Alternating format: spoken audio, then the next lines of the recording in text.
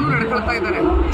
ಧರ್ಮಸ್ಥಳ ವಿಚಾರದಲ್ಲಿ, ಆ ಪುಣ್ಯ ಕ್ಷೇತ್ರದಲ್ಲಿ ಬಹುಶಃ ಇವತ್ತೇನು ಇಡೀ ದೇಶ ವ್ಯಾಪ್ತಿ ಅಷ್ಟೇ ಅಲ್ಲ, ಇಡೀ ವಿಶ್ವದಿಂದನೂ ಕೂಡ ಸಾಕಷ್ಟು ಭಕ್ತಾದಿಗಳು ಧರ್ಮಸ್ಥಳ ಮಂಜುನಾಥನ ಬಗ್ಗೆ ವಿಶೇಷವಾದಂಥ ಒಂದು ಪ್ರಾರ್ಥನೆಯನ್ನು ಸಲ್ಲಿಸ್ತಕ್ಕಂಥದ್ದಕ್ಕೆ ಪ್ರತಿ ವರ್ಷ ಬರ್ತಕ್ಕಂಥದ್ದು ನಾವು ನೋಡಿದ್ದೇವೆ. ಅದರಲ್ಲಿ ನಾನು ಕೂಡ ಒಬ್ಬ.